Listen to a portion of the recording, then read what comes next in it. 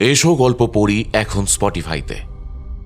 আমাদের সমস্ত গল্পের অ্যাড ফ্রি স্ট্রিমিং শোনার জন্য ডেসক্রিপশনে দেওয়া লিঙ্ক থেকে এসো গল্প পড়িকে স্পটিফাইতে ফলো করতে ভুলবেন না। আলো, সুন্দর চকচকে আলো, আমায় দিবি?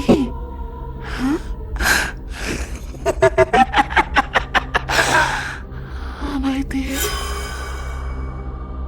লোভ মানুষের এমন এক অন্ধকার দিক, যা জীবিত থাকতে যেমন কুড়ে কুড়ে খায়, তেমনি মৃত্যুর পরও শান্ত হতে দেয় না।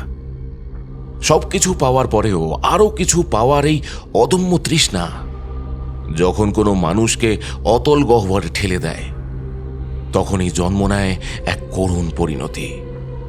আর সেই অপঘাতের ইতিহাস যদি মিশে যায় নিঝুমপুরের কোনো কুয়াশাচ্ছন্ন কোজাগুড়ি পূর্ণিমার রাতে, তবে আঁধার ফুঁড়ে জেগে ওঠে এক চির অতৃপ্ত আত্মা। গ্রাম বাংলার বহু পুরনো লোকগাথা বলে, মৃত্যু হয়তো শরীরের শেষ টেনে দেয়, কিন্তু লোভের কোনো শেষ নেই। যা কিছু সুন্দর, যা কিছু চকচকে, তার ওপরই এক আদিম চাওয়া নিয়ে লুকিয়ে থাকে সে। গ্রাম বাংলার এক হিংস্র ভূত চোরাচুন্নি। এসো গল্প পড়িতে আজ আপনাদের জন্য বিশেষ নিবেদন, সুনয়না সরকারের কলমে চোরাচুন্নির লোভ। আজকের গল্প পাঠ আবহ এবং একটি চরিত্রে আমি প্রীতম। অন্যান্য চরিত্রে বর্ণিশা, প্রভাকর, তৃষা ও সৌরিন। শব্দ সংযোজন শঙ্কু। কভার ডিজাইনে ইনসেন আর্ট। তাহলে হেডফোনটা একটু শক্ত করে কানে গুঁজে নিন আর ঘরের আলোটা বন্ধ করে দিন, কারণ আজ রাতে আমরা আপনাকে নিয়ে যাব নিঝুমপুরের এক অতল অন্ধকারে, যেখানে অপেক্ষা করে আছে গ্রাম বাংলার হিংস্র ভূত চোরাচুন্নি।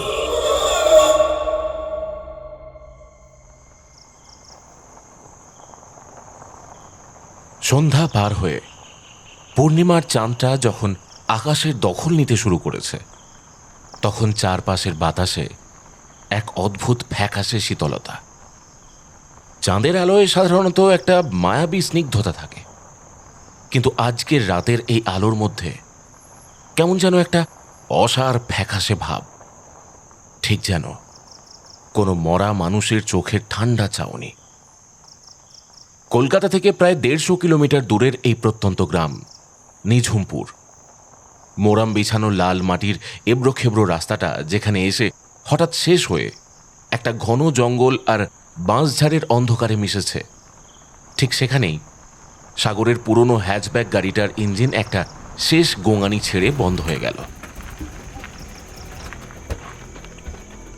চারপাশটা যেন এক মুহূর্তে নিথর, একদম স্তব্ধ হয়ে গেল।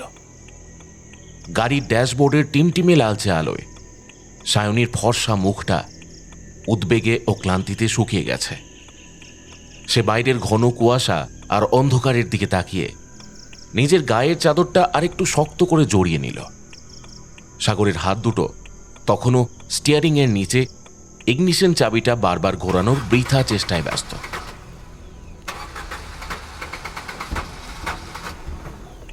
ধাতব চাবির খটখট শব্দ ছাড়া গাড়ির ভেতরে আর কোনো আওয়াজ ছিল না। আবার এই নিয়ে 3 বার বন্ধ হলো গাড়িটা। সাগর, আমি তোমাকে বারবার বারণ করেছিলাম না? অচেনা পথঘাট, তার উপর এই রাতে ফাঁকা রাস্তায় ড্রাইভ করার কোনো মানেই হয় না। এখন কি করবে শুনি? সাগর স্টিয়ারিং হুইলে আলতো চাপড় মেরে সায়নীকে শান্ত করার জন্য বলল, আরে একটু শান্ত হও প্লিজ। পুরোনো গাড়ি, কার্বোরেটরে হয়তো একটু ধুলো ময়লা জমেছে। আর তাছাড়া আমাদের পডকাস্টের পরবর্তী এপিসোডের জন্য এই ভ্লগটা কতটা ইম্পর্ট্যান্ট সেটা তুমি ভালো করেই জানো। ঠিকমতো করতে পারলে শোটা সুপারহিট হবে। সায়নী জানালার কাঁচটা সামান্য নামিয়ে বাইরের দিকে তাকালো। ঠান্ডা স্যাঁতস্যাঁতে হাওয়াটা এবার শরীর স্পর্শ করতেই সে শিউরে উঠল। বাতাসে কেমন যেন একটা হালকা পচা দুর্গন্ধ ভেসে আসছে। শো সুপারহিট হবে কিনা জানি না সাগর, কিন্তু এই পরিবেশটা আমাকে পাগল করে দেবে। একটু কান পেতে শোনো তো, কোনো কুকুরের ডাক শুনতে পাচ্ছ?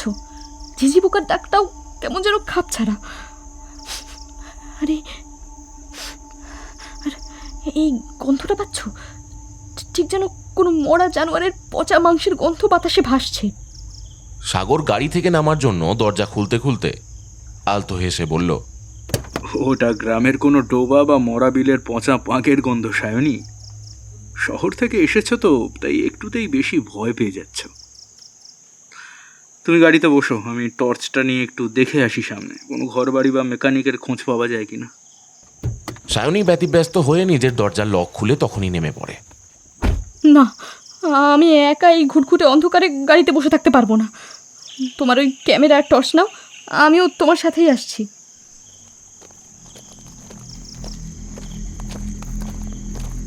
কুয়াশার পাতলা চাদর ভেদ করে সাগরের শক্তিশালী টর্চের আলোটা সামনের অন্ধকারকে কেটে এগিয়ে চলল।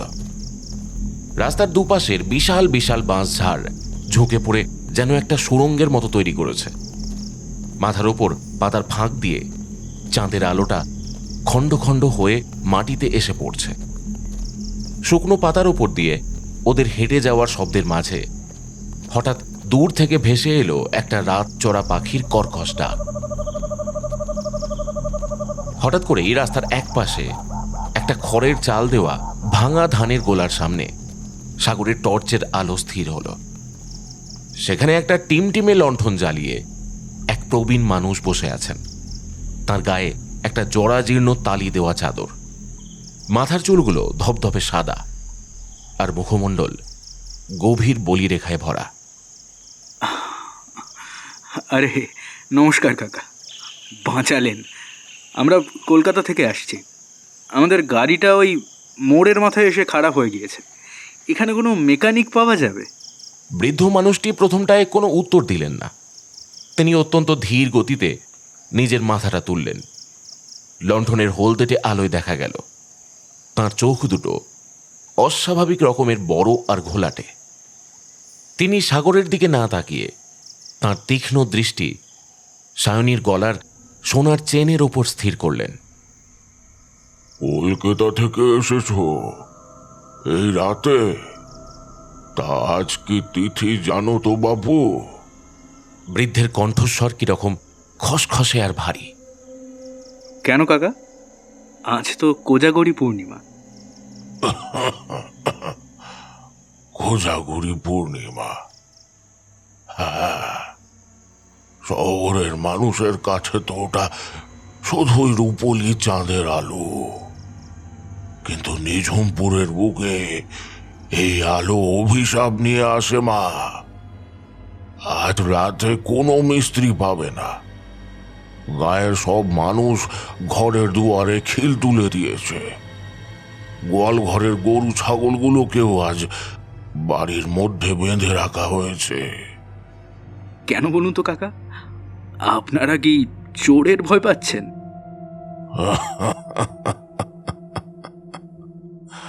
চোর? চোরই বটে, তবে সে মানুষ নয়। সে হলো অপঘাতে মরা এক অতৃপ্ত আত্মা। সেই অতৃপ্ত লোভী আত্মা আজ চোরাচুন্নি হয়ে ঘুরে বেড়াচ্ছে। এই পূর্ণিমের রাতে তার শক্তি বাড়ে, সে রূপ বদলে আসে। মানুষের যা কিছু সুন্দর, যা কিছু মূল্যবান, তাতেই তার লোভ। সায়নী ভয়ে সাগরের জামার হাতা এবার খামচে ধরে বলল, সাগর, চলো না, আমরা গাড়িতেই ফিরে যাই। কাকা কি সব বলছেন? গাড়িতে যাবে? গাড়ি মোটেই নিরাপদ আশ্রয় নয় মা। তার চেয়ে ওই সামনে মোড়লদের পুরনো পরিত্যক্ত কাছারি বাড়িটা আছে, ওখানে ঢুকে যাও। বিমলা বুড়ি থাকে ওই বাড়ির চাতালে, ওখানে তোমরা নিরাপদ। তবে মনে রেখো, নিজের কোনো প্রিয় জিনিস যেন খোলামেলা জায়গায় পড়ে না থাকে। লোভই কিন্তু তাকে ডেকে আনে। হঠাৎ একটা তীব্র ঝোড়ো হাওয়া বাঁশঝাড় দুলিয়ে দিয়ে চলে গেল। দমকা বাতাসের ঝটকায় নিভে গেল টিমটিমে লণ্ঠনের শিখাটি। চারপাশটা যেন এক মুহূর্তে নিকষ অন্ধকারে ডুবে গেল। সাগর, লাইট চালো, কুইক! সাগর তাড়াতাড়ি টর্চটা জেলে বলল, সায়নী, শান্ত হও, আমি আছি তো। কাকা, আপনার কাছে কি কোনো দেশ লাইভ? কিন্তু সাগরের মুখের কথা শেষ হলো না। টর্চের আলোটা যখন ধানের গোলার পাশে সেই জায়গাটার ওপর পড়ল, তখন সেখানে আর কেউ নেই। শূন্য মাটির ওপর পড়ে আছে শুধু সেই নিভে যাওয়া লণ্ঠনটা। আর তার ঠিক পাশেই ধুলোর ওপর স্পষ্ট কতগুলো পায়ের ছাপ, কিন্তু সেই ছাপগুলোর আঙুলগুলো পিছনের দিকে, আর গোড়ালিটা সামনের দিকে ঘোরানো। সায়নী তীক্ষ্ণ চোখে সেদিকে তাকিয়ে নিজেকে আর সামলাতে পারল না। তার হাত পা ঠান্ডা হয়ে আসছিল। সাগর, সাগর, দেখেছ ওটা? পায়ের ছাপগুলো উল্টো। ওই বৃদ্ধ মানুষ ছিল না। প্লিজ সাগর, প্লিজ আমায় এখান থেকে নিয়ে চলো, প্লিজ। কোনো ভয় নেই সায়নী, আমরা কাছারি বাড়ির দিকেই যাচ্ছি। ওখানে নিশ্চয়ই একটা নিরাপদ আশ্রয় পাবো আজকের রাতটার জন্য। সকাল পর্যন্ত আমরা ওখানেই থাকবো, চলো। নিজের ভেতরের ভয়টা লুকিয়ে সাগর সায়নীকে জড়িয়ে ধরল। বাতাসের তীব্র হাহাকার আর দূর থেকে ভেসে আসা কোনো শেয়ালের একলা ডাক পার হয়ে সাগর সায়নীর হাতটা শক্ত করে ধরে প্রায় দৌড়াতে দৌড়াতে সেই অন্ধকার রাস্তা ধরে এগিয়ে চলল। পিছনে পড়ে রইল গ্রামের নিস্তব্ধ রাস্তা, আর তার থেকেও ভয়াবহ সেই ধুলোয় আঁকা উল্টো পায়ের ছাপগুলো।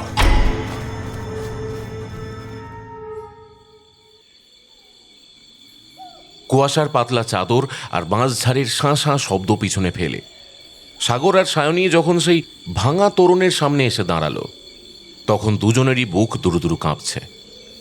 পিচ রাস্তা থেকে অনেকটা ভিতরে এই জীর্ণ ইমারতটি বহু প্রাচীন সময় থেকে কত কিছুর যেন সাক্ষী হয়ে দাঁড়িয়ে আছে। সামনে দুটো ধুলো মাখা ভাঙা স্তম্ভ, যার গা বেয়ে বুনো লতা আর পরজীবী উদ্ভিদ জড়িয়ে উঠেছে। উপরে এককালে হয়তো কারুকার্য করা নহবতখানা ছিল, কিন্তু এখন সেখানে কেবল চামচিকের বাসা।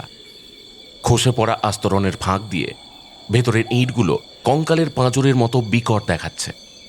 সাগর, আমরা সত্যি এই ধ্বংসস্তূপের ভেতরে ঢুকবো? হ্যাঁ, তার চেয়ে গাড়ির ভেতর দরজা জানলা লক করে বসে থাকা অনেক ভালো ছিল। সাগর টর্চের আলোটা সদর দরজার দিকে ফেলে নিজেকে শক্ত করার চেষ্টা করল। পাগলামি করো না সায়নী, গাড়ির কাঁচ এক ঘায়ে ভেঙে ফেলা যায়।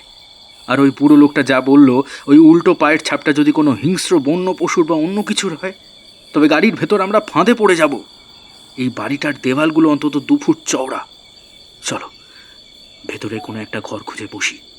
আর এখানে কে যেন বাস করে বললো তো? সদর দরজার মস্ত বড় মরচে পড়া লোহার শিকল আর ঝুলন্ত তলাটা সরাতেই এক কর্কশ ধাতব শব্দ চারপাশের নিস্তব্ধতাকে চিরে দিল। ভেতরের দুটো ভারী কাঠের কপাট ঠেলতেই একটা ভ্যাপসা স্যাঁতস্যাঁতে ধুলোর গন্ধ ওদের নাকে এসে ধাক্কা মারল। বহু বছরের বন্ধ অন্ধকার ঘরের স্যাঁতস্যাঁতে গন্ধ। সাগর ঘরে পা বাড়াতেই পায়ের তলায় কি যেন একটা মরমর করে ভেঙে গেল। টর্চের আলো ফেলতেই ওরা দেখল কয়েকটা শুকনো হাড় আর একটা মাটির ভাঙা ভাঁড় পড়ে আছে। উপরের পুরু ধুলোয় সেগুলোর অর্ধেক ঢাকা পড়ে গেছে। সায়নী ভয়ে আরও একটু পিছিয়ে গিয়ে দরজার দেওয়াল ঘেঁষে দাঁড়িয়ে নিজের চোখ দুটো বন্ধ করে নিল। ওটা কিসের হাড় সাগর? মানুষের? আরে ধুর, শিয়াল বা বুনো বেড়াল হবে। গ্রামে এসব পরিত্যক্ত জায়গায় ওরা ঢুকে পড়ে। সাগর পরিস্থিতি হালকা করার চেষ্টা করে সায়নীর কাঁধে হাত রাখল। এসো, এই বাঁদিকের ঘরটা বেশ বড় আছে, ছাদটাও পাকা, অন্তত ভেঙে মাথায় পড়বে না। ঘরটার এক কোণে একটা ভাঙা মেহগিনি কাঠের টেবিল আর দুটো উইয়ে খাওয়া চেয়ার ধুলো মেখে কোনো মতে টিকেছিল। সাগর পকেট থেকে রুমাল বের করে একটা চেয়ার একটু ঝেড়ে সায়নীকে বসালো। তারপর নিজের কাঁধের ঝোলা ব্যাগ থেকে জলের বোতলটা বের করে সায়নীর দিকে বাড়িয়ে দিল। নাও, একটু জল খাও, মাথা ঠান্ডা রাখো। সকাল হতে আর মাত্র 5-6 ঘন্টা। আলো ফুটলেই আমরা হাইওয়ের দিকে রওনা দেব। সায়নী জলের বোতলটা এক পাশে রেখে হাঁটুর ওপর চিবুকটা রেখে বলল, সাগর দেখো, এখানে নিজের গলার আওয়াজটাই কেমন অদ্ভুত শোনাচ্ছে না? আচ্ছা, ওই বুড়ো লোকটা যে বলল সেই অতৃপ্ত আত্মার কথা, ওটা কি সত্যি হতে পারে? সাগর তার দামি ক্যামেরার লেন্সটা একটা নরম কাপড় দিয়ে মুছতে মুছতে বলল, লোককথা সায়নী, সবই লোককথা। গ্রামে কোনো বড় দুর্ঘটনা বা অপঘাত ঘটলে লোকে এরকম একটা গল্প ফেঁদে নেয়। বিজ্ঞান এসব মানে না। কিন্তু বিজ্ঞান কি উল্টো পায়ের ছাপের ব্যাখ্যা করতে পারবে? সায়নী হঠাৎ সোজা হয়ে বসল, তার চোখে তীব্র আতঙ্ক।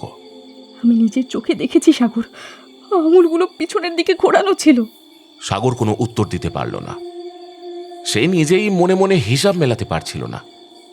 ঠিক তখনই ঘরের বাইরে সেই অন্ধকার বারান্দাটার দিক থেকে একটা অস্পষ্ট শব্দ ভেসে এলো। খুব ধীর কিন্তু ভারী কিছু একটা টেনে নিয়ে যাওয়ার আওয়াজ, ঠিক যেন কেউ মাটিতে একটা ভারী চটের বস্তা ঘষটে ঘষটে নিয়ে যাচ্ছে। সাগর হাতের টর্চটা এক লহমায় নিভিয়ে দিল। ঘরটা এখন আক্ষরিক অর্থেই ঘুটঘুটে অন্ধকার। কেবল জানালার ভাঙা খড়খড়ি গলে চাঁদের ফ্যাকাশে আলো মেঝের ওপর একটা তির্যক রেখা তৈরি করে রেখেছে। শব্দটা ক্রমশ ঘরের দরজার দিকে এগিয়ে আসছে। তার সঙ্গে মিশে আছে অত্যন্ত মৃদু একটা নিঃশ্বাসের ফিসফিসানি, ঠিক যেন কেউ হাঁপাচ্ছে। কে কে ওখানে? সাগর নিজের ভয়ে কাঁপতে থাকা গলাটাকে যথাসম্ভব শক্ত করে চিৎকার করে উঠল। টর্চ জ্বালাবো কিন্তু। কোনো উত্তর এলো না। তবে চৌকাঠের বাইরের সেই জোছনার আলো ছায়ার রেখায় একটা কুঁজো ছায়া এসে থমকে দাঁড়ালো। ছায়াটা মানুষের মতো হলেও মাথাটা বুকের ওপর বড্ড বেশি ঝুঁকে পড়েছে। তারপর কপাটের পাল্লাটা সামান্য শব্দ করে নড়ে উঠল, আর তারপরেই অন্ধকার চিরে ভেতরে ঢুকে এলো এক বৃদ্ধা মহিলা।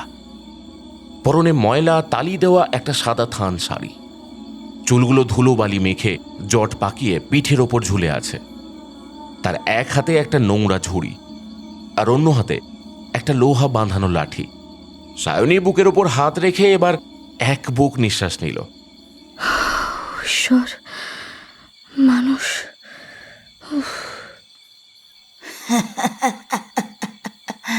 মানুষ? হ্যাঁ রে মা, মানুষই বটে। আপনি কি সেই বিমলা বুড়ি? এক বৃদ্ধ বললেন আপনার কথা। আপনি নাকি এখানেই থাকেন? হ্যাঁ, ঠিক ধরেছিস বাছা। এই পোড়ো বাড়িতে আমি ছাড়া আর কেই বা থাকবে? তা তোরা কোথা থেকে এলে এই মাঝরাতে?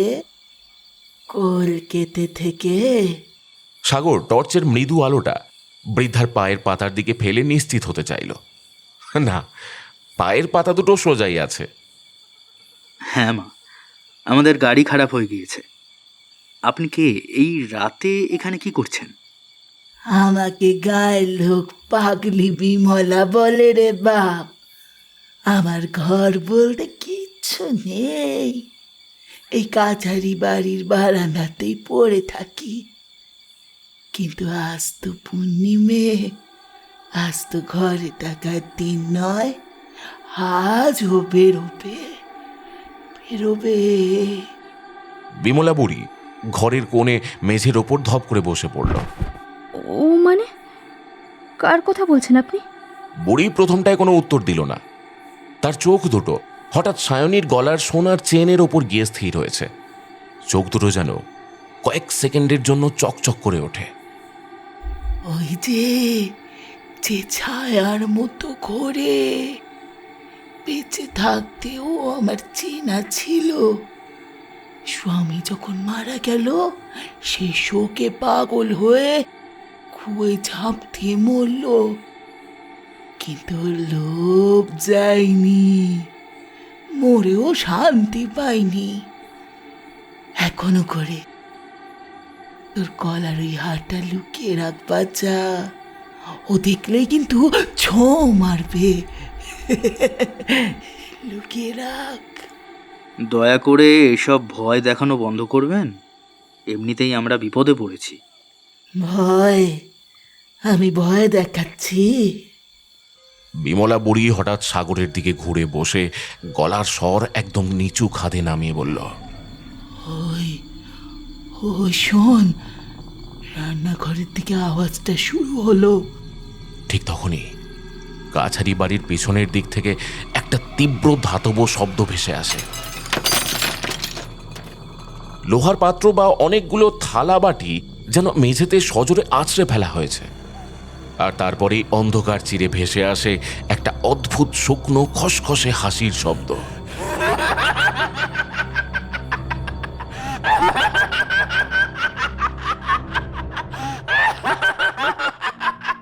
সাগর যখন ঘর থেকে বেরোনোর জন্য পা বাড়ালো, সায়নী দু হাতে তার ডান হাতটা শক্ত করে চেপে ধরেছে। তার চোখের পাতায় বিন্দু বিন্দু জল, ঠোঁট দুটো তীর তীর করে কাঁপছে। মুখে কিছু না বললেও তার আতঙ্কিত চাউনি বলে দিচ্ছিল সে সাগরকে এই অতল অন্ধকারের মধ্যে একা ছাড়তে রাজি নয়। কিন্তু সাগরের মনের মধ্যে তখন এক অদ্ভুত জেদ চেপে বসেছে। সে তার চোখের সামনে ঘটতে থাকা এই অদ্ভুত রহস্যের শেষ দেখতে চায়।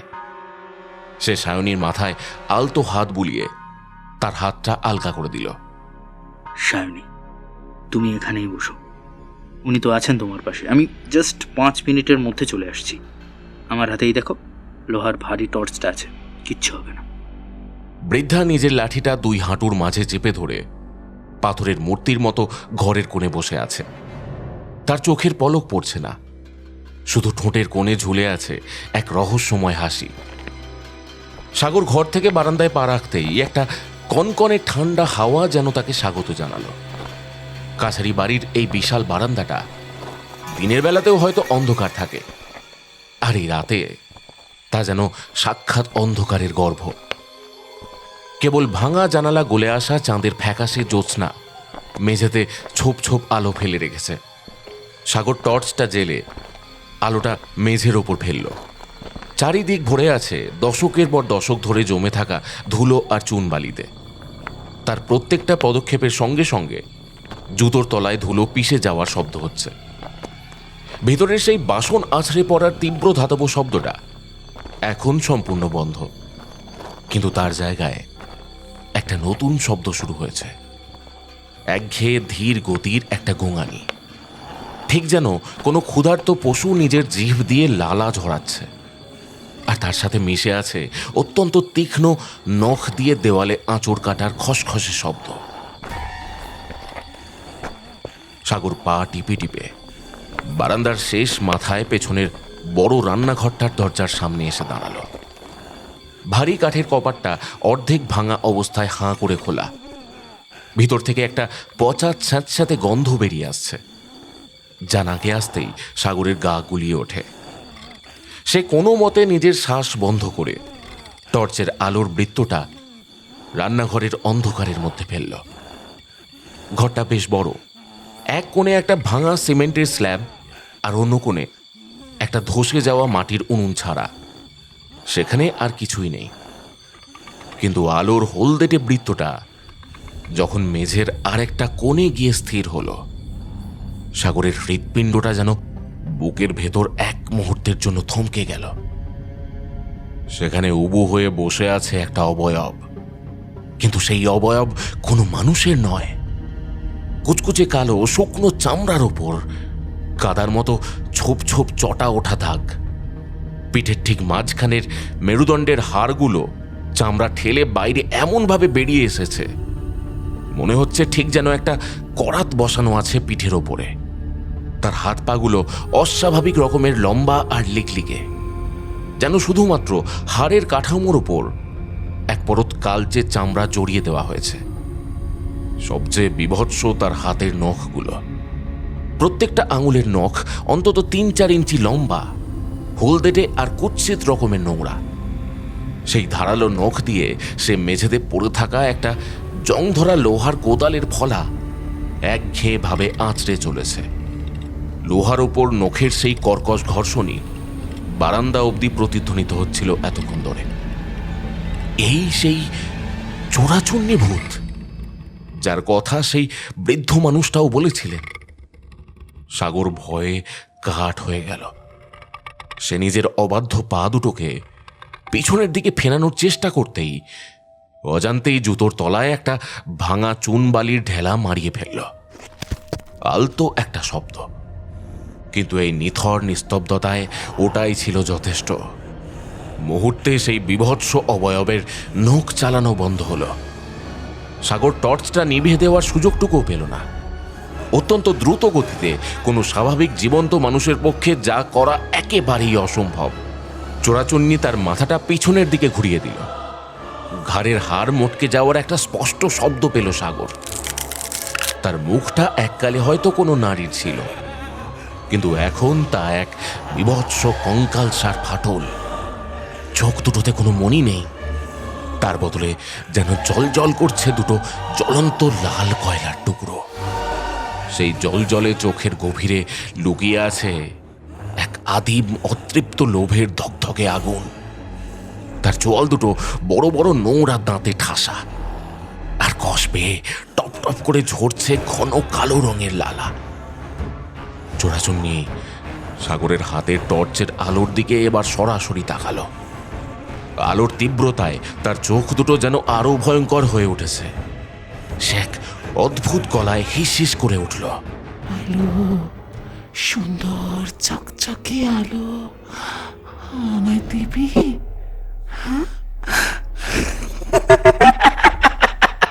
সাগর চিৎকার করতে চাইল, কিন্তু তার কণ্ঠনালী যেন কে শক্ত করে চেপে ধরেছে। গলা দিয়ে শুধু একটা অস্ফুট শব্দ বেরোলো। সে উল্টো মুখে দৌড় দিতে যাবে, এমন সময় চোরাচুন্নি মেঝে ছেড়ে এক লাফে দেওয়াল বেয়ে সিলিংয়ের কুড়ি কাঠে উঠে গেল, ঠিক যেন একটা বিশাল কালো মাকড়সা। সিলিংয়ের বছরের পর বছর জমে থাকা ঝুল আর কালচে ধুলো সাগরের মাথার ওপর ঝুরঝুর করে ঝরে পড়তে শুরু করলো। ঠিক ওপরে তাকাতেই সাগর দেখল সে সিলিংয়ে ঝুলে থেকে তার লম্বা কঙ্কালসার হাতটা বাড়িয়ে দিচ্ছে সাগরের হাতের ভারী স্টিলের টর্চটার দিকে। তার চোখ তখন সাগরের হাতের সেই ধাতুর চকচকে শরীরের ওপরে স্থির। হঠাৎই পিছন থেকে একটা তীক্ষ্ণ চিৎকার বারান্দার অন্ধকার খান খান করে দিল। ওখান থেকে পালাও, পালাও! সেই বৃদ্ধা কখন যেন বারান্দার এক কোণে এসে দাঁড়িয়েছে আর এক হাতে উঁচিয়ে ধরেছে সেই লোহা বাঁধানো লাঠিটা। সে সাগরের অবস্থা দেখেই নিজের সর্বশক্তি দিয়ে লাঠিটা মেঝের ওপর সজোরে ঠুকতে শুরু করলো। লাঠির সঙ্গে মেঝের পাথরের আঘাতে এক তীব্র ধাতব শব্দ তৈরি হচ্ছে, আর সেই শব্দের তীব্রতা চোরাচুন্নি সামলাতে পারল না। সে সাগরের দিক থেকে মুখ ঘুরিয়ে সিলিং থেকে এক লাফে বারান্দার দেওয়ালের দিকে ঝাঁপ দিল। সাগর আর এক সেকেন্ডও নষ্ট করল না। সে অন্ধের মতো বারান্দা দিয়ে ছুটে চলে এলো সায়নী যে ঘরে বসেছিল সেই ঘরে। তার সারা শরীর তখন ভয়ে থরথর করে কাঁপছে, কপাল বেয়ে ঝরঝর করে নামছে ঘামে বিন্দু। ঘরে ঢুকেই সে দরজার ভাঙা কপাট দুটো বন্ধ করে দিতে চাইল, কিন্তু কপাটগুলোর কাঠ পচে আলগা হয়ে গেছে, কোনো ছিটকিনি বা হুড়কো নেই।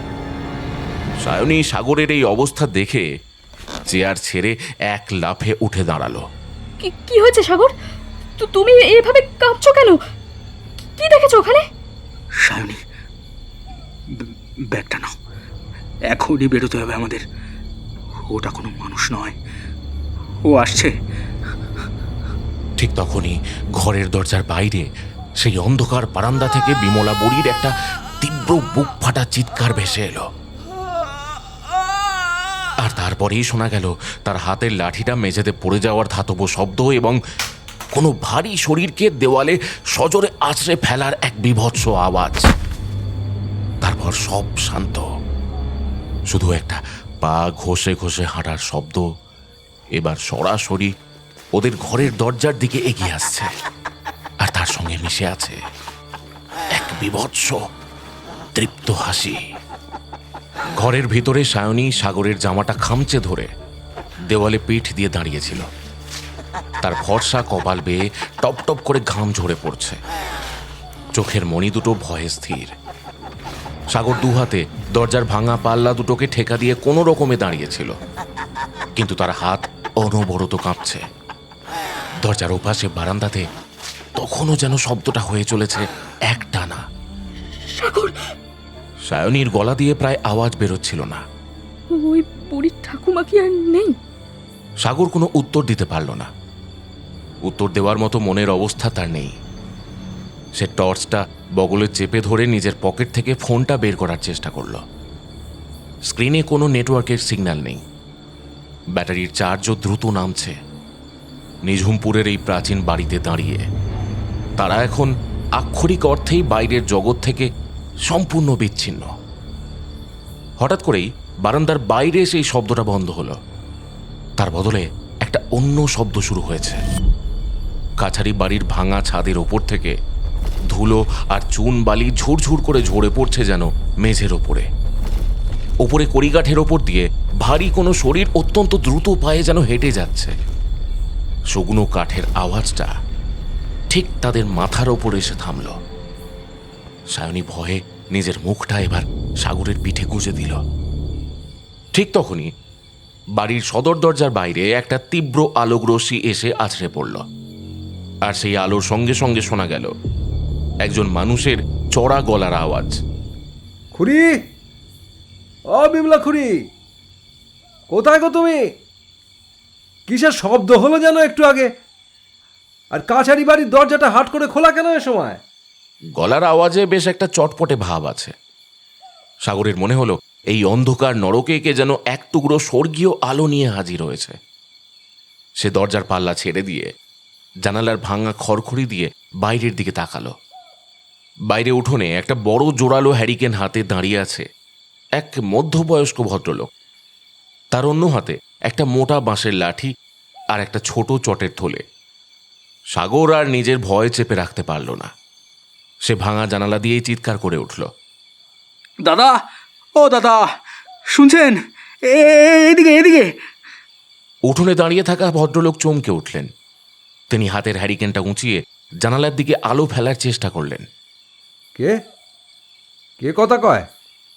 ভেতর থেকে কে ডাকছে? আমরা কলকাতা থেকে আসছি, আমাদের গাড়ি খারাপ হয়ে গেছে, তাই এখানে আশ্রয় নিয়েছি। সাগর দরজাটা কোনো রকমে খুলে এবার বারান্দায় পা রাখল, কিন্তু সাবধানে পা বাড়ালো যাতে মেঝের সেই রক্তের দাগটা এড়ানো যায়। ভেতরে একটা ঠাকুমা ছিলেন, তাকে কি একটা জানোয়ার টেনে নিয়ে গেছে। আমরা বড় বিপদে পড়েছি, আমাদের বাঁচান প্লিজ। ভদ্রলোক সাগরের কথা শুনে একটু থমকে গেলেন যেন, কিন্তু তার চোখে ভয়ের চেয়ে যেন বেশি বিস্ময় জাগল। তাড়াতাড়ি বারান্দার সিঁড়ি বেয়ে তিনি উপরে উঠে এলেন। হ্যারিকেনের আলোয় এবার তার মুখটা পরিষ্কার দেখা গেল। চৌখস চেহারা, কপালে একটা পুরনো কাটা দাগ। বোঝাই যাচ্ছে স্থানীয় গ্রামবাসী হবেন। আমি নীলকণ্ঠ। ভদ্রলোক এবার নিজের পরিচয় দিলেন। এই গায়েরই লোক, পুবপাড়ায় থাকি। বিমলা খুড়ির কথা বলছো কি বাবু? বিমলা খুড়ি তো এই কাচারি বাড়ির বারান্দায় রাত কাটায়, তাকে কে টেনে নিয়ে যাবে? সায়নী ততক্ষণে ঘর থেকে বেরিয়ে সাগরের পাশে এসে দাঁড়িয়েছে। সে কম্পিত আঙুল দিয়ে মেঝের দিকে দেখালো। হ্যারিকেনের হলুদ আলোয় দেখা গেল বারান্দায় ধুলো মাখা মেঝেতে একটা চওড়া ভেজা দাগ চলে গেছে রান্নাঘরের অন্ধকারের দিকে। ধুলোর ওপর চাপচাপ গাঢ় লাল রক্ত, আর তার মাঝখানেই পড়ে আছে বিমলা দেবীর সেই লোহা বাঁধানো লাঠিটা। হ্যারিকেনের আলোতে স্পষ্ট দেখা গেল লাঠির হাতলটাতে এখনো তাজা রক্ত লেগে চকচক করছে। নীলকণ্ঠের মুখের চটপটে ভাবটা এক মুহূর্তে এবার মিলিয়ে গেল। তিনি হ্যারিকেনটা নিচু করে সেই রক্তের দাগটা ভালো করে দেখলেন। তারপর অত্যন্ত সন্তর্পণে একবার ওপরের সিলিংয়ের কড়িকাঠগুলোর দিকে তাকালেন। তাহলে কি গোবিন্দ কাকার কথাই ঠিক? তার গলার স্বর হঠাৎ গম্ভীর হয়ে এলো। আজ তো কোজাগরি পূর্ণিমা, ও বেরিয়েছে। কার কথা বলছো তোমরা? ওই বুড়ো লোকটাও একটা পেতনির কথা বলছিল। এই ঠাকুমাও বলল। তোমরা কি সবাই পাগল? একটা মানুষ চোখের সামনে মারা গেল আর তোমরা ভূত ভূত করছো? এ শুধু ভূত নয় গো দিদিমণি। নীলকণ্ঠ ঘরের এক কোণে হ্যারিকেনটা নামিয়ে রেখে মেঝের ওপর বসে পড়লেন। এ হলো আমাদের পাপের শাস্তি। এই কাছারি বাড়ি, এই জমিদারি, সব যার পরিবারের রক্তে ভেজা, এ হলো তার তৃষ্ণা। সাগর এবার নীলকণ্ঠের পাশে বসে পড়ে তার ব্যাগ থেকে একটা জলের বোতল বের করে তাকে দিল। নীলকণ্ঠবাবু, একটু বুঝিয়ে বলুন তো, আমাদের গাড়িটা মোড়ের মাথায় বন্ধ হয়ে গেছে, আমরা এখান থেকে বেরোবো কি করে? নীলকণ্ঠ জলটা এক চুমুক খেয়ে বোতলটা ফেরত দিলেন। তার চোখ দুটো এখন বাইরের জানালা দিয়ে দেখা যাওয়া সেই রূপলি চাঁদের দিকে স্থির। আজ থেকে বছর 50 আগের কথা। তিনি বলতে শুরু করলেন। তখন এই কাছারি বাড়ির মালিক ছিলেন জমিদারের ছোট তরফের বাবু নরেন্দ্র নারায়ণ। বিলাসী মানুষ ছিলেন, কিন্তু মনে দয়া মায়া বলে কিছুই ছিল না। আর সেই সময় এই গ্রামে বাস করত শিবু চোর আর তার বউ মঙ্গলা। শিবু ছোটখাটো চুরি করত বটে, কিন্তু মঙ্গলা, সে ছিল বড় ভালো মানুষ গো। গায়ের মানুষের ঘরে অন্ন না থাকলে নিজের ভাগের চালটুকুও দিয়ে দিত। সাগর এর মধ্যেই পকেট থেকে ডিক্টাফোনটা বের করে চালু করে দিল। একজন পডকাস্টার হিসেবে নিজের পেশাদার সত্তাটা সে এই চরম বিপদের মধ্যেও যেন ভুলতে পারেনি। সে বছর গ্রামে বড্ড খরা হলো, ফসল বলতে কিচ্ছুটি হলো না গো। শিবুর ঘর খালি। মঙ্গলা তখন সন্তান সম্ভবা। মঙ্গলার মুখে দুমুঠো অন্ন তুলে দেওয়ার জন্য শিবু বাধ্য হয়ে এক রাতে এই কাছারি বাড়ির ভাড়ার ঘরে শীত কাটতে গিয়ে ওই জমিদার বাবুর পাহারাদারদের হাতে, ওদের হাতে ধরা পড়ে। আর তারা চোর অপবাদ দিয়ে শিবুকে এই উঠোনেই খুঁটিতে বেঁধে পিটিয়ে পিটিয়ে মেরেই ফেলে গো, মেরেই ফেলে। আর সেই খবর পেয়ে চরম অসহায় আর সন্তান হারা হওয়ার আশঙ্কায় মঙ্গলা নিজেকে শেষ করে দেয় ওই বাড়ির পেছনের কুয়োয় ঝাঁপ দিয়ে। মরার আগে মঙ্গলা অভিশাপ দিয়ে গিয়েছিল, যারাই এই কাছারি বাড়ির চত্বরে মূল্যবান জিনিস বা কোনো ধাতু নিয়ে আসবে, তাদের রক্ত শুষে নেবে সে। আর সেই অতৃপ্ত আত্মা আজ চোরাচুন্নি হয়ে ঘুরে বেড়ায় গো বাবু। হ্যাঁ, চোরাচুন্নি হয়ে ঘুরে বেড়ায়। আর এই পূর্ণিমার রাতে তার শক্তি বাড়ে, সে তার রূপ বদলে আসে।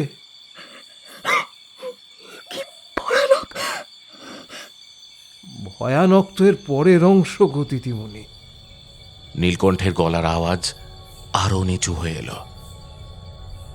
তার নিজের তো কিছুই ছিল না, তাই মরে গিয়ে এখন সে সব জিনিসের ওপর লোভ করে, বিশেষ করে সোনা, রূপো আর চকচকে যে কোনো ধাতু।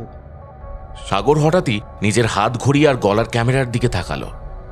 তার মানে আমার ক্যামেরা, এই ঘড়ি, এগুলোই ওকে এখানে টেনে এনেছে? শুধু ওগুলো নয় বাবু। নীলকণ্ঠ সায়নীর গলার সোনার চেইনটার দিকে ইঙ্গিত করলেন। মেয়েদের গয়নার ওপর ওর সবচেয়ে বেশি রাগ আর লোভ। কারণ শিবু যখন মরে তখন জমিদার বাড়ির মহিলারা ওই বারান্দা থেকে দাঁড়িয়ে দাঁড়িয়ে তামাশা দেখছিলেন গো। আর তাদের গলায় ছিল ভারী ভারী সোনার গয়না। হঠাৎ করেই ঘরের কোণে রাখা হ্যারিকেনটার আগুনটা নীল থেকে লালচে হতে শুরু করলো। বাতাসের গন্ধটা আবার বদলে যাচ্ছে দ্রুত। সেই চেনা পচা গন্ধটা আবার ফিরে আসছে। নীলকণ্ঠ দ্রুত এবার উঠে দাঁড়ালেন। আমাদের এখান থেকে এখনই বেরোতে হবে গো বাবু। কাছারি বাড়ির পেছনের দরজা দিয়ে একটা জঙ্গল পথ আছে যা সোজা ওই হাইওয়ের দিকে যায়। কিন্তু মনে রাখবেন, চলার পথে কোনো ধাতব আওয়াজ যেন না হয়। আর যদি আপনার পকেটে চাবি বা ওই খুচরো পয়সা, কয়েন টয়েন থাকে, ফেলে দিন, সব এখনই ফেলে দিন। সাগর তাড়াতাড়ি তার পকেট থেকে গাড়ির চাবির গোছাটা বের করে মেঝেতে ফেলে দিল। সায়ানিও তার গলার চেনটা কম্পমান হাতে খুলে টেবিলের ওপর রেখে দিল। কিন্তু তারা জানতো না, চোরাচুন্নি এত সহজে তার শিকার হাত ছাড়া করতে রাজি নয়। ঘরের দরজার ওপাশে বারান্দায় আবার সেই শুকনো পায়ের উল্টো ছাপগুলো ফুটে উঠতে শুরু করেছে।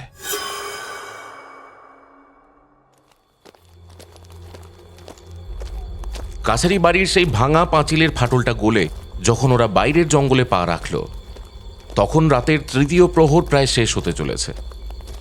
মাথার ওপর পূর্ণিমার চাঁদটা তখন মেঘের আড়ালে মুখ লুকিয়েছে।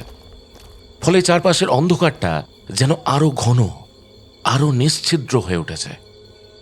বুনো গাছপালা আর ঘন বাঁশঝাড়ের এমন এক জটলা চারপাশটাকে ঘিরে ধরেছে যে মনে হচ্ছিল এক অন্ধকার গোলকধাঁধার মধ্যে ওরা ঢুকে পড়েছে। দিনের বেলাতেও এখানে রোদের আলো মাটি ছোঁয়ার সুযোগ পায় না, আর এই নিশুতি রাতে তা যেন এক সাক্ষাৎ মৃত্যুর গহ্বর। বাতাসে ভেসে আসছে ছাতিম ফুলের এক তীব্র, উগ্র এবং ঝাঁঝালো গন্ধ। সাধারণত ছাতিমের গন্ধ মনকে উদাস করে, কিন্তু এই পরিবেশে সেই গন্ধটা যেন মাথার মধ্যে একটা অবশ ভাব তৈরি করছে, ঠিক যেমনটা কোনো বিষাক্ত গ্যাসের প্রভাবে হয়। নীলকণ্ঠবাবু, সাগর হাতের টর্চটা সাবধানে জ্বালিয়ে মাটির দিকে আলো ফেলল। চারপাশের বুনো লতাপাতার ওপর হালকা কুয়াশার জলীয় কণা জমে চকচক করছে। এই জঙ্গলটা ঠিক কতটা বড়? আমরা হাইওয়েতে পৌঁছাতে পারবো তো? নীলকণ্ঠ তাঁর হাতের হ্যারিকেনটা এক হাত দিয়ে আড়াল করে থমথমে গলায় বললেন, কথা কম বলুন বাবু। এই জঙ্গলটা সোজা পেরিয়ে গেলেই মোরাম রাস্তা, আর তারপরেই হাইওয়ে। কিন্তু মনে রাখবেন, এই জঙ্গলটা কিন্তু মোটেও সাধারণ জঙ্গল নয়। এই পুরো তল্লাটটাই ওই চোরাচুন্নির চারণ ভূমি। কোনো রকম ধাতব শব্দ যেন না হয়। আর আর ওই ওই ওই গাছের ওপরের দিকে নজর রাখবেন গো বাবু, গাছের উপরের দিকে নজর রাখবেন। সায়নী সাগরের জামাটা খামচে ধরে কোনো মতে নিজের কাঁপতে থাকা পা দুটোকে টেনে টেনে এগোচ্ছিল। তার হাত পা বুনো কাঁটাতারের মতো লতায় ছড়ে গিয়ে কেটে কুটে একসা। কিন্তু সেই শারীরিক যন্ত্রণার চেয়েও মনের ভেতর চেপে বসা আতঙ্কটা তাকে কুড়ে কুড়ে খাচ্ছিল। হঠাৎ করেই সায়নী থমকে দাঁড়ালো। তার মনে হলো তাদের নিজেদের পায়ের নিচে শুকনো পাতার মর্মর শব্দের সঙ্গে সঙ্গে জঙ্গলের ডান দিকের একটা নিবিড় ঝোপের আড়াল থেকে অন্য এক ধরনের শব্দ ভেসে আসছে। ঠিক যেন কেউ শুকনো লতা আর ডালপালা হাত দিয়ে আলতো করে সরিয়ে সরিয়ে সমান্তরালভাবে ওদের সঙ্গে সঙ্গেই এগিয়ে আসছে। সাগর, তার গলার আওয়াজ এতটাই নিচু যে সাগরের কানে পৌঁছতেও কষ্ট হচ্ছে। আমাদের ডান পাশে ওই গাছটার পিছনে কিছু একটা নড়ে উঠলো না? সাগর চট করে টর্চটা ডান দিকের একটা মস্ত বড় ছাতিম গাছের গুঁড়ির দিকে ঘোরালো।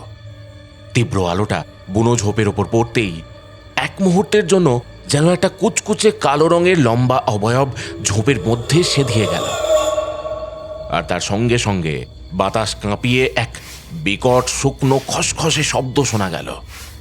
মনে হলো ঠিক যেন কেউ শুকনো চামড়া দেওয়ালে ঘষে যাচ্ছে। আলো বন্ধ করুন বাবু, আলো বন্ধ করুন। নীলকণ্ঠ এক ঝটকায় সাগরের হাতের টর্চটা নিচের দিকে নামিয়ে দিলেন। আপনাকে বললাম না, ও চোখ নেই, ও শুধু আলো আর ধাতুর ছটা দেখে শিকার চেনে। ওই ক্যামেরার লেন্স আর আপনার হাতের স্টিলের ঘড়ি সবও টের পাচ্ছে। সাগর তাড়াতাড়ি নিজের হাত ঘড়িটা খুলে পকেটে পুরতে গেল, কিন্তু হাত কাঁপতে থাকায় ঘড়িটা হঠাৎ ফসকে গিয়ে মাটির ওপর একটা শুকনো পাথরের গায়ে হালকা ছোঁয়া লেগে মৃদু একটা আওয়াজ তুলল। কিন্তু সেই অতি সামান্য ধাতব আওয়াজটাই যেন এই নিথর জঙ্গলে একটা বাজ পড়ার মতো কাজ করল। মুহূর্তে চারপাশের বুনো ঝোপঝাড়ের পাতা নড়ার শব্দ বন্ধ হয়ে এলো। এক গভীর দম বন্ধ করা নিস্তব্ধতা নেমে এলো জঙ্গলে। ঝিঝি পোকার ডাকগুলো যেন এক লহমায় স্তব্ধ হয়ে গেল। আর তারপরেই মাথার ওপরের বড় বড় শালগাছের মগডাল থেকে ভেসে এলো এক দীর্ঘ বুক কাঁপানো দীর্ঘশ্বাস। ঠিক যেন কোনো অতি বৃদ্ধ মানুষ শেষ নিঃশ্বাস ত্যাগ করছে। চকচকে করে, চকচকে করে, বড় সুন্দর, বড় সুন্দর। শব্দটা কোনো একটা দিক থেকে আসছিল না, মনে হচ্ছিল চারপাশের বাতাসটাই যেন ফিসফিসিয়ে উঠছে। সায়নী দোকানে হাত চাপা দিয়ে মাটিতে বসে পড়ার উপক্রম করতেই নীলকণ্ঠ ওর হাতটা খপ করে ধরে একটা হ্যাঁচকা টান মারলেন। উঠুন, উঠুন দিদিমণি, উঠুন। এখন বসে পড়লে আর কোনোদিন দিনের আলো দেখতে পাবেন না গো। দৌড়ান, দৌড়ান, ও আমাদের ঘিরে ধরেছে। নীলকণ্ঠ আগে আগে অন্ধের মতো রাস্তা দেখিয়ে এরপর দৌড়াতে শুরু করলেন। সাগরও সায়নীর হাতটা নিজের হাতের মুঠোয় শক্ত করে চেপে ধরে বনো লতাপাতার বাঁধন ছিন্ন করে এগোতে লাগলো। পেছনে তখন শুরু হয়েছে এক তাণ্ডব। গাছের ডালপালা ভাঙার শব্দ ক্রমশ তীব্র হচ্ছে। চোরাচুন্নি এবার আর লুকিয়ে নেই, সে একটা গাছ থেকে অন্য গাছে ঝাঁপিয়ে পড়ে ঠিক যেন ওদের মাথার ওপর দিয়ে উড়ে উড়ে আসছে। তার পিঠের সেই করাতের মতো ধারালো হাড়গুলো গাছের ডালে ঘষা লেগে তৈরি করছে এক অদ্ভুত আতঙ্কের সুর। শুকনো পাতা বৃষ্টির মতো ঝুরঝুর করে ওদের গায়ের ওপর পড়তে শুরু করেছে। দৌড়াতে দৌড়াতে সাগরের পা হঠাৎ একটা মস্ত বড় শেকড়ে আটকে গেল। সে সজোরে আছড়ে পড়ল মাটিতে। তার গলার সেই দামি ডিএসএলআর ক্যামেরাটা পাথরের ওপর লেগে সঙ্গে সঙ্গে লেন্সে ফাটল ধরার একটা কর্কশ শব্দ হলো। ক্যামেরার ভাঙা লেন্সের গ্লাস থেকে চাঁদের আলো প্রতিফলিত হয়ে একটা উজ্জ্বল তীব্র ছটা ঠিক ওপরের একটা বড় ছাতিম গাছের মগডালে গিয়ে আছড়ে পড়ল। আর সঙ্গে সঙ্গেই ওপর থেকে একটা কুৎসিত দীর্ঘকায় কালো ছায়া সরাসরি সাগরের ওপর ঝাঁপিয়ে পড়ার জন্য দ্রুত নেমে আসতে শুরু করলো। তার সেই 3-4 ইঞ্চি লম্বা হলদেটে ধারালো নখগুলো ধনুকের মতো বাঁকানো, যা দিয়ে সে সাগরের বুকটা চিরে ফেলতে প্রস্তুত। সাগর! ঠিক সেই মুহূর্তে নীলকণ্ঠ তার হাতের সেই মোটা লাঠিটা দিয়ে সাগরের ক্যামেরাটার ওপর সজোরে একটা আঘাত করলেন। লাঠির ধাতব মাথাটা ক্যামেরার বডিতে লাগতেই একটা তীব্র ঝনঝন আওয়াজ হলো। নীলকণ্ঠ ক্যামেরাটাকে লাথি মেরে কুয়াশার অন্ধকারে অনেকটা দূরে ছুঁড়ে ফেলে দিলেন। ক্যামেরাটা মাটিতে আছড়ে পড়ে কয়েকবার ডিগবাজি খেতেই চোরাচুন্নি সাগরের দিক থেকে নিজের জ্বলন্ত লাল চোখ দুটো ঘুরিয়ে নিল। তারপর এক লাফে বাতাসে ভেসে গিয়ে যেখানে ক্যামেরাটা পড়েছে সেখানে গিয়ে আছড়ে পড়ল। তার লম্বা নখ দিয়ে সে ক্যামেরাটার ধাতব বডিটাকে আঁচড়াতে শুরু করলো, যেন কোনো পরম মূল্যবান রত্ন সে খুঁজে পেয়েছে। বাবা, বাবা লোকনাথ, বাবা লোকনাথ, রক্ষা করো, রক্ষা করো বাবা। নীলকণ্ঠ সাগরকে মাটি থেকে টেনে তুললেন। আর সময় নেই, ও ও ক্যামেরাটা নিয়ে মেতে আছে। আমাদের আমাদের এখনই এখনই এই ঢালটা বেয়ে নেমে যেতে হবে। ওরা জঙ্গলের শেষ প্রান্তে চলে এসেছিল। সামনেই একটা গভীর বিলের ঢাল। কুয়াশায় মোড়া সেই বিশাল বিলের কালো জল দেখে মনে হচ্ছিল ওটা কোনো আদিম হ্রদ, যার কোনো শেষ নেই। বিলের জলের ওপর চাঁদের আলো এক মায়াবী রূপলি চাদর বিছিয়ে রেখেছে। ওপারে দেখা যাচ্ছে হাইওয়ের টিমটিমে ল্যাম্পপোস্টের আলোগুলো, কিন্তু সেই আলো অবধি পৌঁছাতে গেলে ওদের এই কুয়াশায় ঢাকা বিলের কালো ঠান্ডা জল পেরিয়ে যেতেই হবে। আর পেছনে তখনও শোনা যাচ্ছে ধাতুর ওপর নখ ঘষার সেই বিকট খসখসে শব্দটা। চোরাচুন্নি যে কোনো মুহূর্তে বুঝতে পারবে যে সে ফাঁদে পড়েছে, আর তারপরেই তার আসল ক্রোধ আছড়ে পড়বে তাদের ওপরে। তার মধ্যেই যা করার করতে হবে ওদের। জঙ্গলটা যেখানে শেষ হয়েছে সেখান থেকে মাটির একটা খাড়া ঢাল নেমে গেছে বিলের দিকে। কুয়াশায় ঢাকা সেই বিশাল জলরাশির ওপর চাঁদের আলো পড়ে এমন এক মোহময় রূপলি চাদর বিছিয়ে রেখেছে যে প্রথম দর্শনে মনে হবে ওটা যেন কোনো তরল রূপোর নদী। কিন্তু এই মায়াবী রূপের নিচেই লুকিয়ে আছে একটা আদিম মরণ ফাঁদ। বিলের জমা কাদা আর মরা শ্যাওলার এক উগ্র পচা গন্ধ বাতাসটাকে ভারী করে তুলেছে। নীলকণ্ঠবাবু, জল কতটা গভীর? সাগর বিলের পাড়ে দাঁড়িয়ে হাঁপাতে হাঁপাতে জিজ্ঞাসা করল। তার বুকের ভেতর হৃৎপিণ্ডটা তখন কামারের হাঁপড়ের মতো উঠছে আর নামছে। বেশি নয় বাবু, বেশি নয়, এই বড় জোর বুক অব্দি জল হবে। নীলকণ্ঠ হ্যারিকেনের আলোটা একটু উঁচু করে ধরে সামনের জলের দিকে তাকালেন। কিন্তু তলায় বড্ড পাঁক আর শ্যাওলা, সাবধানে পা ফেলবেন। একবার পা ফেসে গেলে কিন্তু আর টেনে তোলা যাবে না। আর আর জলের দিকে বেশি তাকাবেন না, চোখ থাকবে শুধু ওই সামনের দিকে। সায়নী আর দাঁড়িয়ে থাকতে পারছিল না। তার সারা শরীর তখন ঠান্ডা হয়ে আসছে, কাঁপুনিটা কিছুতেই থামাতে পারছে না। সাগর সায়নীর কোমর জড়িয়ে ধরে তাকে এক প্রকার পাঁজাকোলা করেই প্রথম জলের ধাপে পা রাখল। বিলের জলটা যেন বরফের মতো ঠান্ডা। জল নয়, যেন কোনো মরা মানুষের হিম শীতল রক্তহীন স্পর্শ এক মুহূর্তে সাগরের পা দুটোকে অসাড় করে দিল। একটা তীব্র দুর্গন্ধ ওদের নাকে এসে ধাক্কা মারল। প্রতিটা পদক্ষেপ নিতে গিয়ে মনে হচ্ছিল তলার থকথকে কালো পাঁক যেন কোনো অদৃশ্য হাত বাড়িয়ে ওদের পা দুটোকে নিচের দিকে টেনে ধরতে চাইছে। ওরা যখন বিলের প্রায় মাঝামাঝি, জল তখন সাগরের কোমর ছাড়িয়ে বুকের কাছাকাছি এসে ঠেকেছে। ঠিক তখনই জঙ্গলের দিক থেকে একটা তীব্র বুক ফাটা আর্তনাদ ভেসে এলো। চোরাচুন্নি এতক্ষণে বুঝতে পেরেছে যে ওই প্লাস্টিক আর কাঁচের তৈরি ক্যামেরাটা আসলে কোনো খাদ্য নয়, ওতে কোনো রক্ত নেই। ধোঁকাবাজির শিকার হয়ে তার আদিম হিংস্রতা এবার সহস্র গুণ বেড়ে গেছে।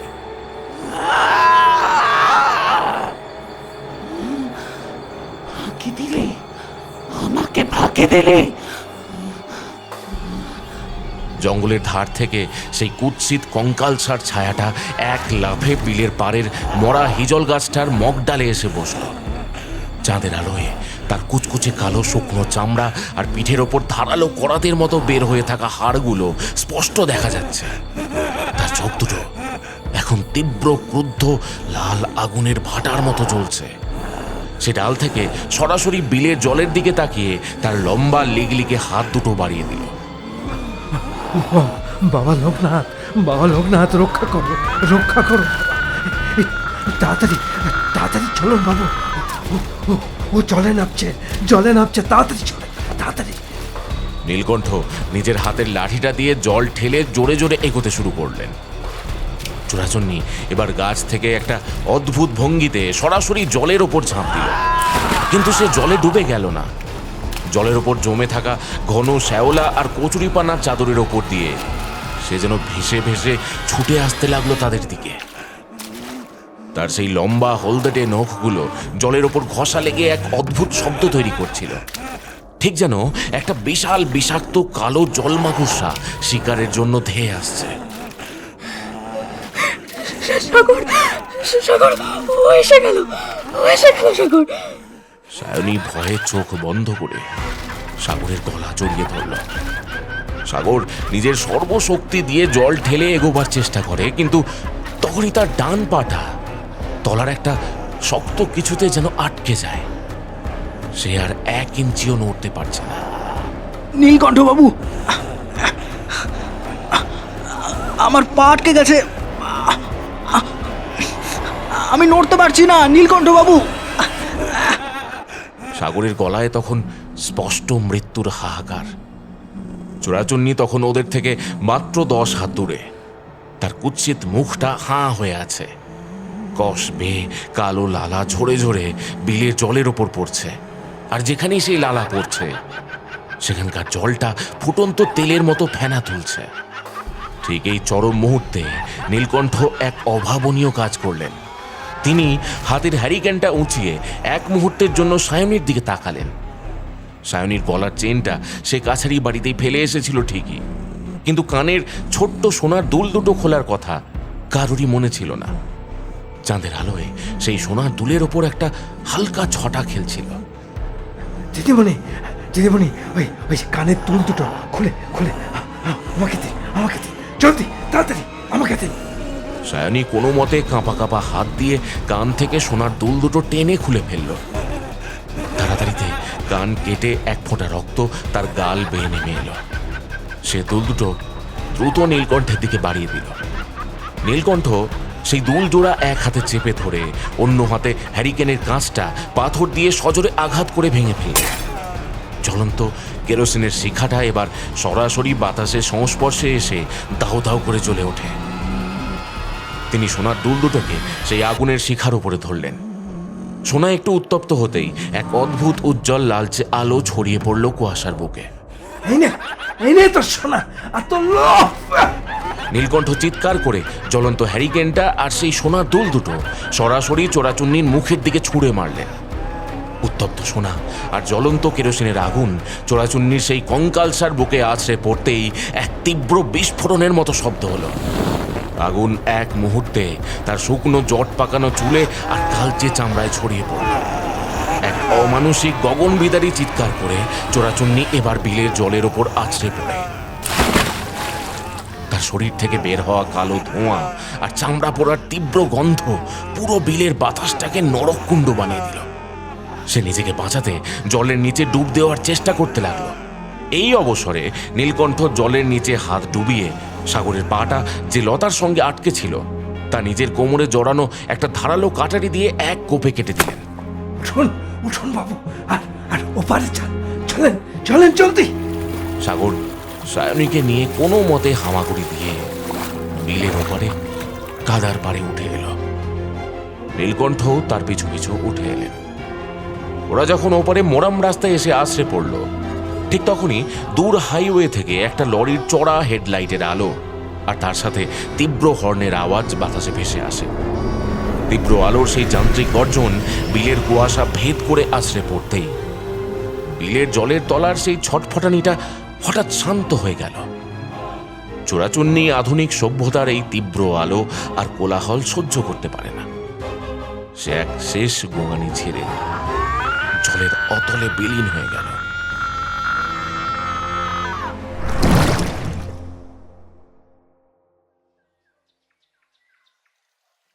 পূব আকাশ তখন ধীরে ধীরে ফর্সা হতে শুরু করেছে। পূর্ণিমার রাতটা কেটে গিয়ে এক নতুন সকালের আলো নিঝুমপুরের বুকে ফুটে উঠছে। সাগর আর সায়নী মোরাম রাস্তার ওপরেই ধপ করে বসে পড়ল। এবার সায়নী সাগরের বুকে মুখ গুঁজে ফুঁপিয়ে কেঁদে ওঠে।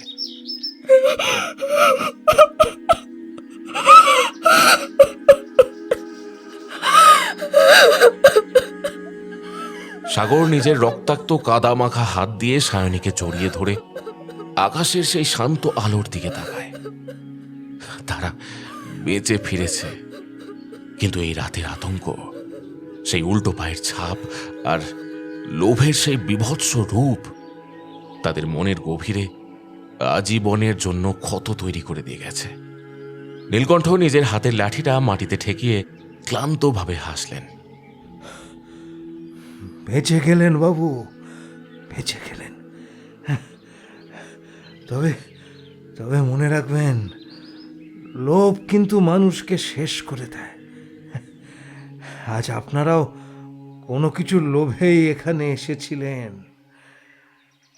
নিজের ভেতরের লোভটাকে আজ এই বিলেই ফেলে যান গো বাবু, নইলে কিন্তু ও আবার কোনোদিন অন্য রূপে ফিরে আসবে। হ্যাঁ গো, অন্য রূপে ফিরে আসবে। সাগর ধীরে ধীরে পকেট থেকে তার শখের দামি ডিক্টাফোনটা বের করল, যা তখনও সচল ছিল। কিন্তু সে আর কোনো দ্বিধা করল না। ডিক্টাফোনটা সে এক ঝটকায় বিলের সেই কালো জলের অতলে ছুঁড়ে ফেলে দিল। জলটা একবার কেঁপে উঠে সেটাকে নিজের গর্ভে টেনে নিল এক নিমেষে। চারপাশটা আবার যেন এক লহমায় শান্ত, বড় বেশি শান্ত হয়ে এলো।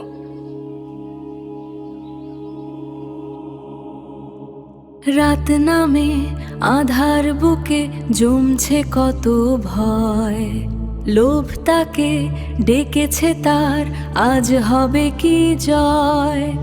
জোছনা বুকে আশা জাগে হতভম্ব কিছু প্রাণ, লোভের আগুনে জ্বলে ও কার আহ্বান।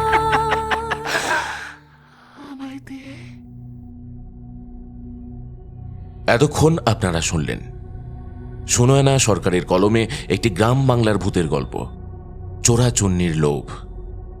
গল্পটি আপনাদের কেমন লাগলো অবশ্যই কমেন্ট করে আমাদের জানাতে ভুলবেন না। আর আমাদের চ্যানেলটি এখনও সাবস্ক্রাইব না করে থাকলে করে ফেলুন ঝটপট আরও এরকম নানান স্বাদের গল্প শোনার জন্য। আপনাদের একটি সাবস্ক্রিপশন আমাদের কাছে বহু মূল্যবান, তাই অনুরোধ রইল অবশ্যই আপনার মতামত কমেন্ট বক্সে জানিয়ে আমাদের উৎসাহিত করবেন। পরের দিন আবার আমরা ফিরে আসছি নতুন কোনো গল্প নিয়ে। ততদিন পর্যন্ত সবাই ভালো থাকবেন, সুস্থ থাকবেন।